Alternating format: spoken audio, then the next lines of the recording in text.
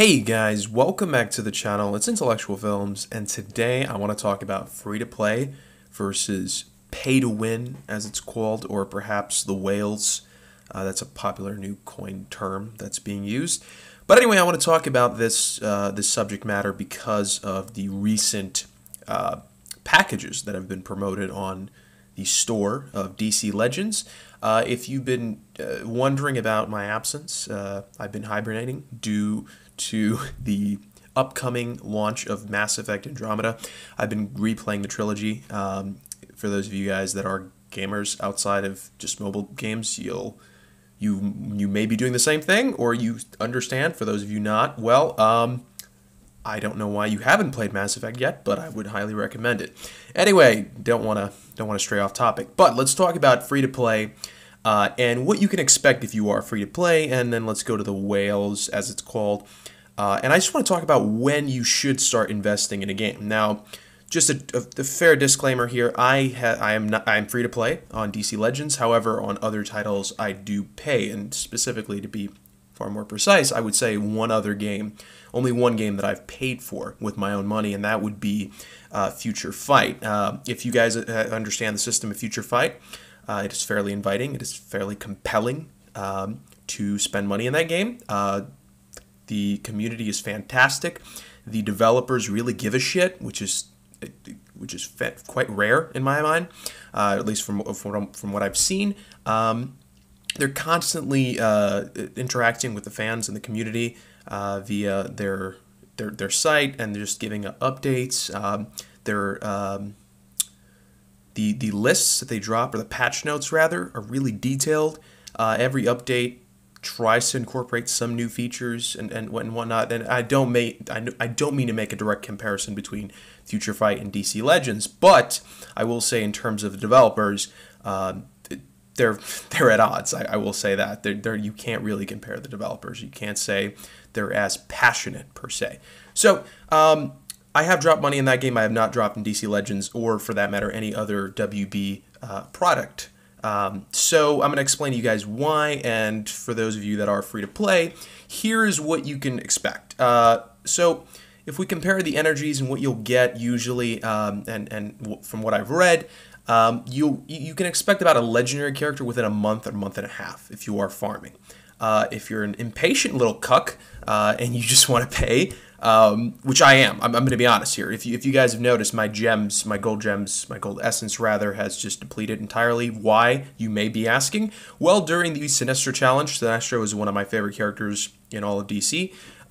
He's just a fan favorite, honestly. So I dumped an absurd amount of gold gems to get him to get a fair amount of fragments from him, and I will be trying to do the same, upgrading his gears as well. He's a favorite of mine. What can I say? I'm going to do it, and all of the mathematicians are going to come out of the woodworks telling me, "Oh, dude, that is the worst way." I know. I'm an idiot for doing so, but I couldn't help it, and I assume the same can be said for a lot of us in the store. For example, if you see a character you really like for me, if I saw Animal Man and plays instead of Jessica Cruz here, I would be convinced, and I would be persuaded, you could even say coerced into spending money on this title. So it's things like that. It could be somebody else, a paid exclusive. If you looked here in the mini pack, if we saw Shazam, if you're a big fan of Shazam, let's say, let's be honest, you're gonna try, even though you might not actually do it, because there's a sliver chance of you actually acquiring the hero. But again, you may want to. But if you are paying in this game, is it the best situation at the moment? No, I don't think so. The prices, as many people can tell you, are far too great for what you're getting, and that's simply because this is the effect of most titles. In a game like Future Fight, and again, only during the late updates, like in 1.5 and so on towards 2.0 and whatnot, did I actually end up spending money. You have to know where the game is going to go before you fully invest in the game. And I don't mean to fully invest as in like you're going to continuously spend money on the game. It could just be a one-time thing.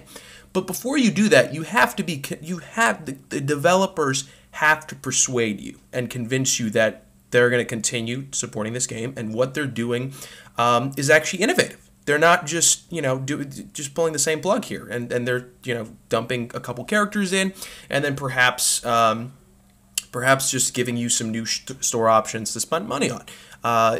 Again, I guarantee you, if we see new game modes implemented within the next update, you will see far more people dumping money into this game. Because, oh shit, the developers actually give a shit. All right, let's actually do this. Especially after the announcement of Injustice 2 now, the trailer now, people are going crazy about perhaps Injustice 2 characters are coming in. Perhaps now we'll see Brainiac, Darkseid, Anti-Monitor as like the world bosses, as it were, if we were to translate Future Fight into DC Legends. That's what they would pretty much be. Which would be awesome. That would be fun. I don't know if it'll actually happen, but it's wishful thinking perhaps at the moment, but it's certainly a possibility. Do I think Injustice 2 characters will make their way into this game? At the very least, I think you'll have one Injustice 2 character, kind of like you have Injustice Scorpion, Mortal Kombat Scorpion in perhaps the Injustice game. You'll have one here as well, possibly. Maybe not even that, because Injustice 2 is getting a separate mobile app, so it would be foolish to, release Injustice 2 characters here. I don't think they would ever do that. Overall, do I have any issue with people who are spending money on this game? As I said before, I have absolutely no issue. I think majority of people who are spending money on this game really do care about the characters. They're fully immersed within the comics. They love these characters, and it could also be that they are big fans of turn-based strategy games, which is what this is.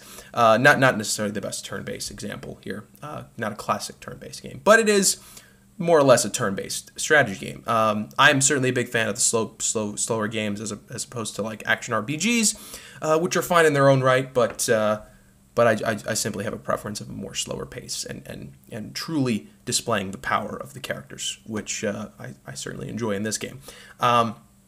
So overall, the money issue is not really one that gets to me at all, and I have not been convinced by the developers to spend money.